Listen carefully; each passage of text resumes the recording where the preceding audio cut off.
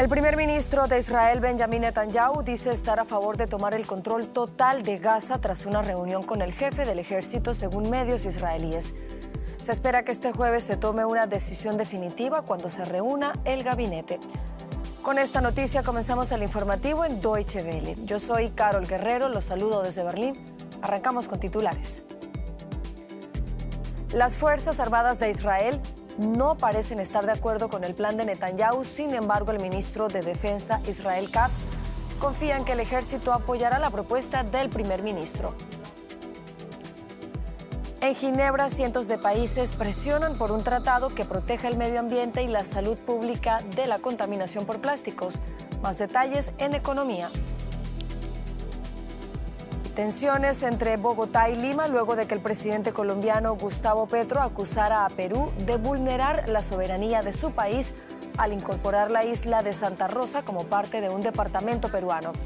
Según el gobierno de Dina Boluarte, la frontera sí está claramente establecida.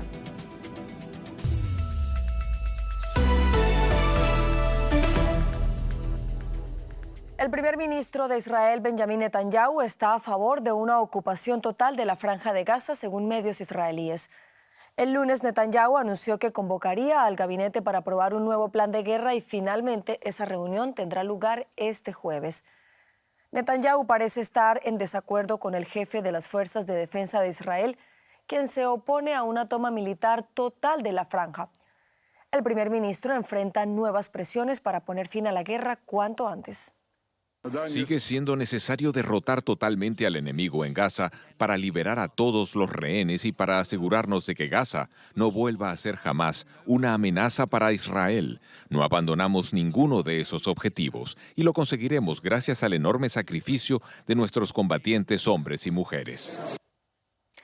Entre tanto, la ONU advirtió de las consecuencias que podría tener una expansión de las operaciones militares de Israel en Gaza. Escuchemos. Señor presidente, de ser ciertos los últimos informes sobre la posible decisión del primer ministro Netanyahu de ampliar las operaciones militares de Israel a toda la franja de Gaza, son profundamente alarmantes. Esto podría tener consecuencias catastróficas para millones de palestinos y poner aún más en peligro la vida de los rehenes que quedan en Gaza. Ampliamos ahora informaciones con la periodista Maya Siminovich, a quien saludamos a esta hora en Tel Aviv. Maya, buenas noches para ti. ¿Ya está decidido que Israel tome el control de Gaza? ¿Qué se dice ahí en Tel Aviv sobre esto? Hola, Carol. No es todavía un hecho cumplido. Esto es algo que Netanyahu ha estado sugiriendo en los últimos días, tal vez sondeando a la población, tal vez es una táctica para asustar a Hamás. No sabemos exactamente. Son fuentes diplomáticas las que han dicho hoy y anónimamente a casi todos los medios de comunicación que Netanyahu se inclina fuertemente por una conquista total de Gaza. El ejército, o más bien su jefe, Eyal Zamir, ha dicho en varias ocasiones que no le parece buena idea. ¿Por qué? Porque pondría en peligro a los rehenes que todavía están allí, en zonas urbanas. Eyal Zamir no está dispuesto a que el ejército israelí, o por lo menos se opone, entre de esta manera que se está proponiendo en zonas urbanas densamente pobladas, también por los palestinos, solamente por los rehenes, pero principalmente por los rehenes. Además de que piensa que así no es posible liberar a los rehenes, y es que eso todavía sigue siendo una prioridad. Tiene muchos motivos el jefe del ejército por los que negarse a esta idea, también la mayor parte del escalafón de defensa.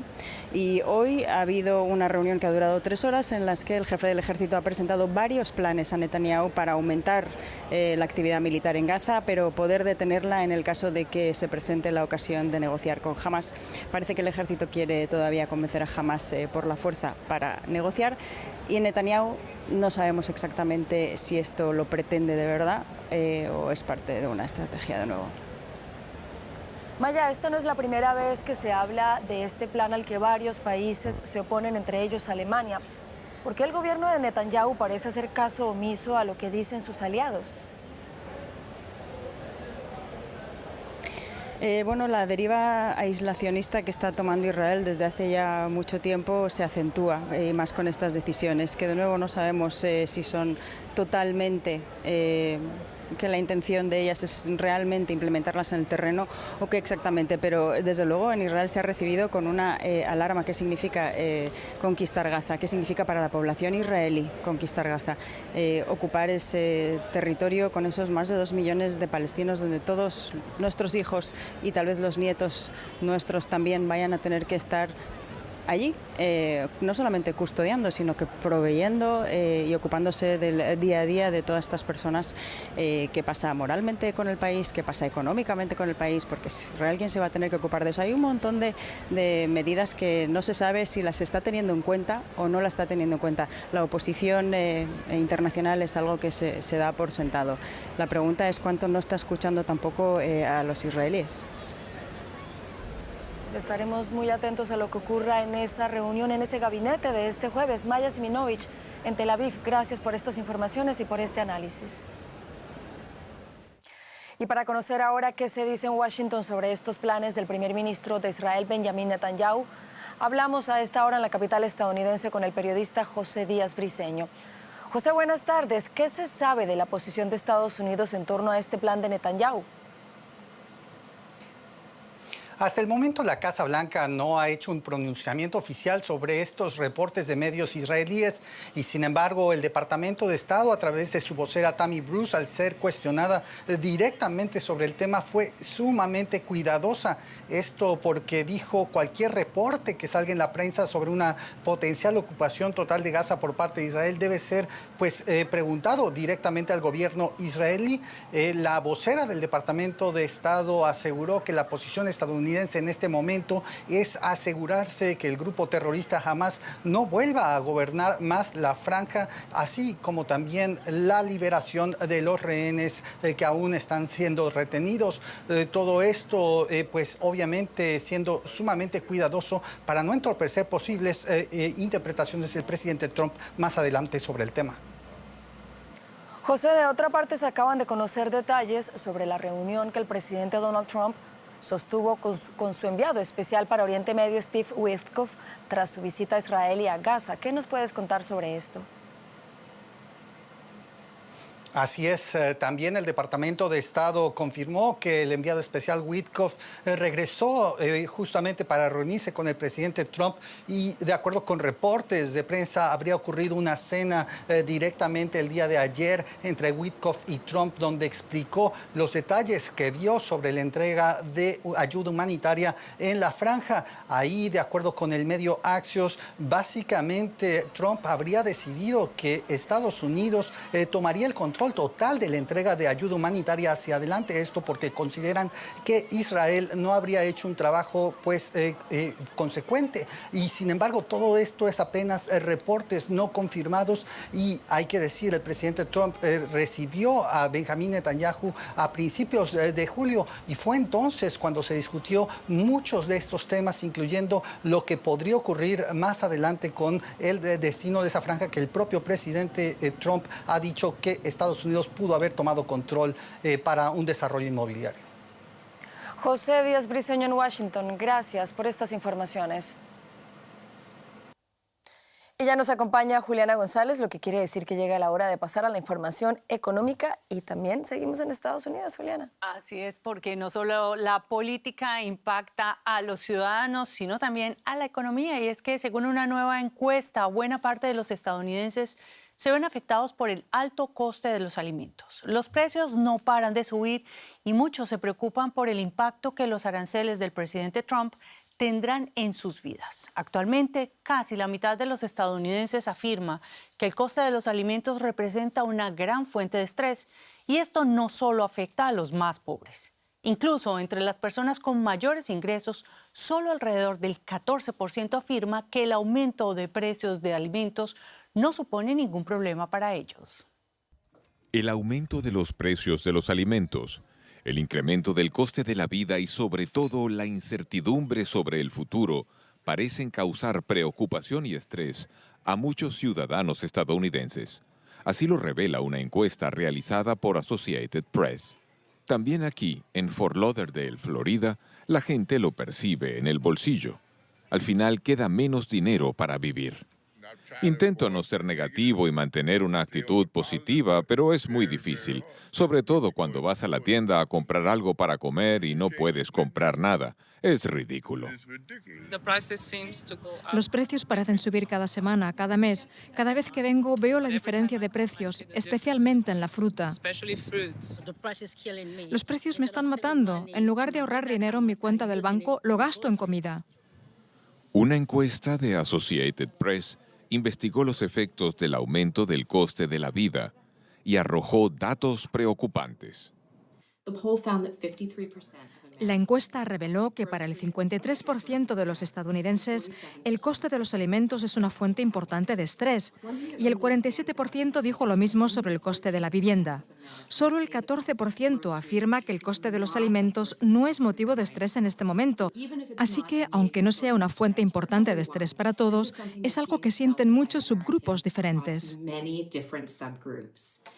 Cada vez más ciudadanos estadounidenses se endeudan para poder afrontar su consumo cotidiano. También son más los que se convierten en clientes del compra ahora, paga después y luego tienen problemas para devolver sus créditos, según informan los prestamistas, y cada vez crece más la cifra de los que se encaminan hacia un nivel de endeudamiento muy elevado. Y por supuesto vamos a tomarle el pulso a este tema con mi colega Ana Nieto, a quien tengo el gusto de saludar en Nueva York a esta hora. Hola Ana, el sentimiento que revela esta encuesta de AP empieza a verse en esas cifras de la inflación. Pero cuéntanos, ¿hasta qué punto los aranceles son la causa de estos aumentos de precios? Pues los dos índices que miden la inflación ya están revelando que en junio se han filtrado los costos de los aranceles a muchos precios. La inflación no ha subido, por ejemplo, en los autos nuevos, pero sí en la ropa, sí en los muebles y en los alimentos, que es lo que más notan los consumidores porque es un gasto diario, ha subido un 3% en los últimos 12 meses. Un 3% sobre precios que ya estaban muy altos por la inflación que se vivió por la pandemia. Muchos comerciantes y productores, importadores han dicho que van a volver a trasladar los gastos de los aranceles, que está previsto que suban esta misma semana a los clientes, por lo cual vamos a ver más subidas, por ejemplo, en precios de la fruta, del café, del aceite de oliva, las carnes rojas, las bebidas. Y este no es el único gasto corriente que está subiendo. La electricidad está subiendo la mayor parte de los estados del país y es por dos motivos. El primero es porque las empresas están haciendo inversiones en la red de distribución y están pasando estos costes a los clientes, y en segundo lugar por el aumento de la demanda de los centros de datos de inteligencia artificial. Ana, y otros datos oficiales y privados muestran que la economía podría estar desacelerándose incluso. Menor crecimiento del empleo y estancamiento del sector servicios, sin duda el más importante de los Estados Unidos. ¿Cómo complica esto la política de la Reserva Federal? Sí, es verdad que al enfriamiento del mercado laboral se han unido los datos del Instituto de la Gestión de la Oferta, que señalan que el sector manufacturero lleva 5 meses en contracción y el de servicios apenas creció en julio. Las señales que manda la economía y la inflación están poniendo en alerta a una Reserva Federal que tiene un mandato dual. Por un lado, la estabilidad de los precios, es decir, controlar la inflación, y por otro, procurar el máximo empleo, es decir, que la economía crezca. Las acciones que tome para beneficiar a uno de esos objetivos va a perjudicar al otro. Por eso el escenario de esta inflación, es decir, un crecimiento estancado con inflación, es muy preocupante para la Reserva Federal. El presidente Jerome Powell ha dicho que va a dar prioridad con sus políticas al problema que más se desvíe de su objetivo normal. De momento, y para disgusto del presidente Donald Trump, es la inflación, pero ya veremos dónde deja la acción de la Fed el aumento de los aranceles esta misma semana. Estaremos atentas a esos datos. Ana Nieto, muchas gracias por estos análisis y saludos hasta Nueva York. Gracias, Juliana. Y cambiamos de tema. Más de un centenar de países se reúnen desde este martes en la sede de Naciones Unidas en Ginebra para redactar en un plazo de 10 días el primer tratado mundial destinado a reducir la contaminación plástica que amenaza con asfixiar el planeta. En un contexto de fuertes tensiones geopolíticas y comerciales, esta sesión adicional de negociaciones fue convocada tras el fracaso de una ronda celebrada en diciembre en Corea del Sur. Los residuos plásticos se han convertido en un grave problema mundial.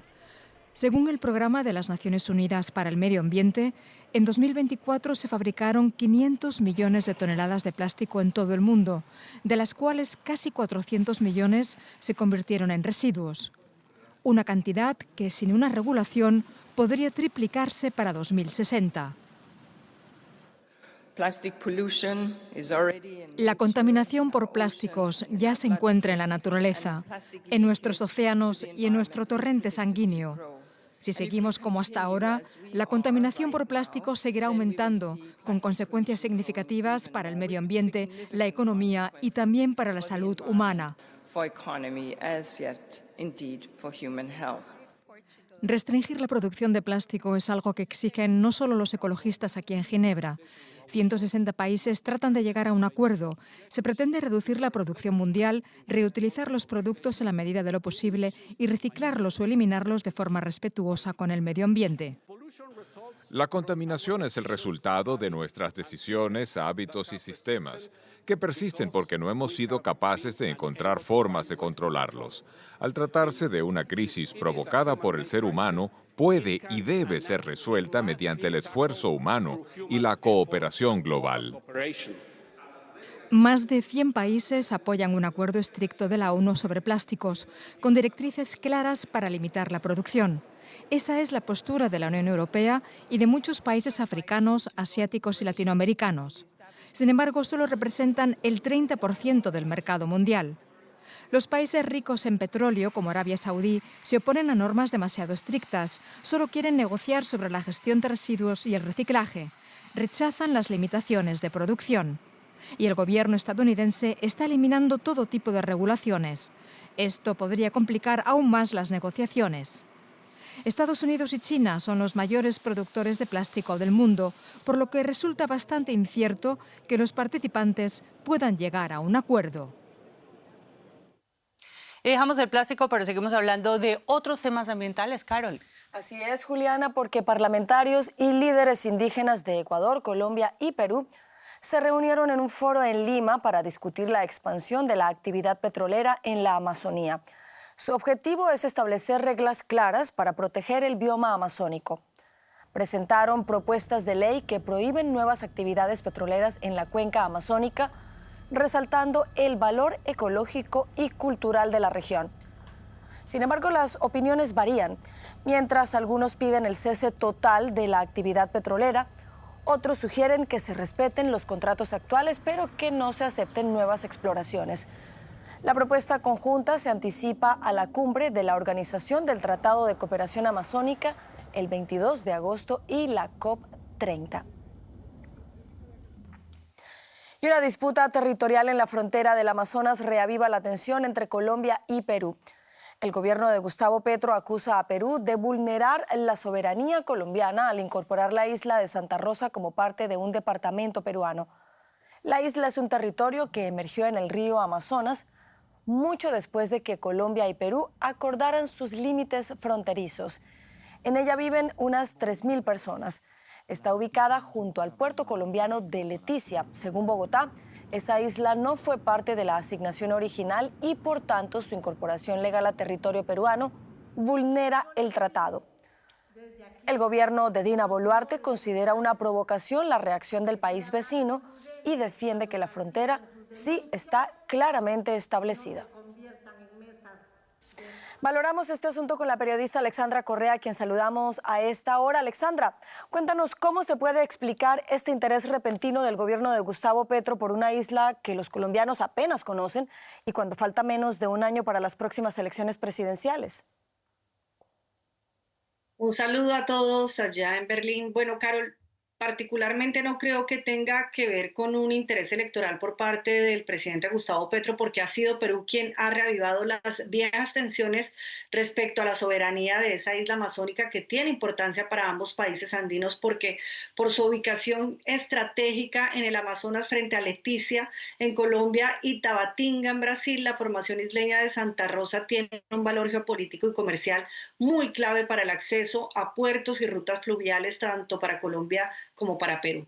Carol, la asignación soberana de esta isla ha sido un asunto pendiente que vuelve a retornar casi un siglo después, porque la isla no tiene, como lo decía, la soberanía definida bilateralmente. La última vez que ambos países se asignaron islas en la región fue hace casi un siglo, por lo que la promulgación de Perú, que crea el distrito de Santa Rosa de Loreto como suyo, ha hecho que Colombia reclame esa deliberación, Carlos. Alexandra, de otra parte, el ministro del Interior de Colombia, Armando Benedetti, ha dicho que la situación con Perú se pondría bien fea si no se logra un acuerdo. ¿Qué tipo de acuerdo es el que busca Bogotá? Se está buscando que se reactive la CONPERIF, que fue el mecanismo creado por ambos países para resolver disputas territoriales en zonas fluviales dinámicas, para resolver precisamente lo que hoy los vuelve a confrontar. Y esto, Carol, en medio de unas relaciones diplomáticas tensas entre Perú y Colombia, aunque a principios de este año, recordemos, ambos países relanzaron las relaciones interrumpidas hace 3 años tras la destitución del presidente de izquierda Pedro Castillo, a quien Gustavo Petro apoyaba y quien fue reemplazado por Dina Boluarte, que Petro no reconoció. Es más, Boluarte le dejó estirada la mano a Gustavo Petro durante la posesión del presidente de Ecuador, Daniel Noboa. Así que es muy probable que esta nueva tensión por la isla Santa Rosa en el Amazonas crispe aún más el aparente distanciamiento que hay de fondo entre ambos gobiernos, Carlos. Pues estaremos muy atentos a las tensiones entre ambos países. Alexandra Correa, gracias por estas informaciones y por esta explicación. Con gusto. Y en Brasil, un grupo de 40 senadores dijo que impulsarán una ley de amnistía para indultar al expresidente Jair Bolsonaro, quien está siendo juzgado por presuntamente planear un golpe de Estado tras perder las elecciones de 2022. La iniciativa, liderada por su hijo Eduardo Bolsonaro, nace luego de que el juez del Supremo Tribunal Federal, Alexandre de Moraes, impusiera casa por cárcel al exmandatario tras acusarlo de haber utilizado las redes sociales pese a las medidas cautelares que desde julio le impedían hacerlo. La nueva medida de arresto domiciliario ha sacado a las calles otra vez a miles de seguidores de Bolsonaro en un momento de suma tensión debido a los aranceles con los que el presidente Donald Trump amenaza como medida de presión contra la judicatura por el juicio a Bolsonaro. Vamos ahora con un resumen de otros hechos que también son noticia en esta jornada. Una comisión del Congreso de Estados Unidos ha llamado a declarar a varios altos funcionarios en la investigación sobre el caso de tráfico sexual de Jeffrey Epstein. Entre ellos se encuentran el expresidente Bill Clinton y la exsecretaria de Estado Hillary Clinton. También ha ordenado al Departamento de Justicia que entregue los expedientes. El Consejo de Seguridad de la ONU debate la creciente preocupación por el bienestar de decenas de rehenes israelíes que permanecen en Gaza. La reunión se celebra tras la publicación de videos de Hamas, grupo considerado terrorista por la Unión Europea, en los que se ve a los cautivos en muy malas condiciones. Según la ONU, la población de Gaza también afronta una muy mala situación y está amenazada por un hambre generalizada. Las familias de los rehenes dijeron al Consejo que se acaba el tiempo para salvar a sus seres queridos. El primer ministro interino de Bangladesh, Muhammad Yunus, anunció que el país celebrará elecciones nacionales el próximo mes de febrero. La medida fue dada a conocer mientras miles se lanzaban a las calles para celebrar el primer aniversario del levantamiento que sacó del poder a la ex primera ministra Sheikh Hasina. Más de 1.400 personas perdieron la vida durante las protestas del año pasado, antes de que Hasina renunciara y huyera a la India. Y Rusia asegura que podría desplegar misiles de alcance medio capaces de transportar cabezas nucleares tras poner fin a una restricción autoimpuesta a su uso. El portavoz presidencial Dmitry Peskov afirmó este lunes que la decisión obedece a las medidas adoptadas por Estados Unidos y sus aliados y que Rusia ya no se encuentra limitada por nada que se considera con derecho, si es necesario, a tomar las medidas. Palabras textuales. Estas armas estuvieron prohibidas durante décadas en virtud de un tratado de la Guerra Fría con Estados Unidos. Y hablamos ahora de una erupción histórica de volcanes. 7 cráteres se han activado al unísono en el extremo oriental de Rusia, en la región de Kamchatka. Los volcanes han despertado por primera vez en casi 300 años tras el terremoto de magnitud 8,8 de la pasada semana, que también provocó un tsunami en el litoral pacífico. Hasta 6 kilómetros de altura mide la columna de humo de uno de los volcanes. Mientras tanto, la erupción de otro volcán se acerca a un glaciar que ya ha comenzado a derretirse. Y vamos ahora hasta París porque allí el Centro de Arte Pompidou se prepara para cerrar sus puertas durante 5 años debido a unas reformas muy necesarias. Pero antes de que este emblemático edificio francés cierre, albergará una última exposición de las obras del fotógrafo alemán Wolfgang Tillmans. Veamos más detalles. Es uno de los edificios más icónicos de la capital francesa. Su fachada es inconfundible. Con 3,2 millones de visitantes al año, el Centro Pompidou es uno de los museos más visitados de París. Pero pronto entrará en un receso de 5 años. Bautizado con el nombre de Georges Pompidou, que presidió Francia entre 1969 y 1974, el museo abrió sus puertas en 1977. A casi 50 años de su apertura, el edificio necesita reparaciones urgentes. La remodelación de 262 millones de euros incluye además la eliminación del amianto del emplazamiento. Pero aún queda tiempo para una última exhibición antes de que cierre sus puertas. Se trata de una retrospectiva de Wolfgang Tillmans, uno de los fotógrafos más famosos de Alemania. Algunos vienen atraídos por el trabajo de Tillmans, otros escapando de la multitud de turistas que inundan París en plena temporada. Queríamos ir a Notre Dame a ver la restauración, pero las colas son interminables, así que nos fuimos. También pensamos ir a Saint-Chapelle, porque las vidrieras son preciosas, pero vimos las colas y decidimos no ir. Vinimos aquí y ya solo entrar nos pareció maravilloso. A otros les llama la atención ver tan poca gente en el museo. Queríamos venir antes de que cierre en septiembre, pero estoy bastante sorprendida. Creía que habría más gente. Así que una visita al Pompidou podría ser el mejor secreto del verano en París. Y en todo caso, si no logran visitarlo antes de que cierre el 22 de septiembre, 2030 tampoco está tan lejos. Y con esto llegamos al final del informativo. Continúen conectados a Deutsche Welle. Los espero en menos de 1 hora con más noticias.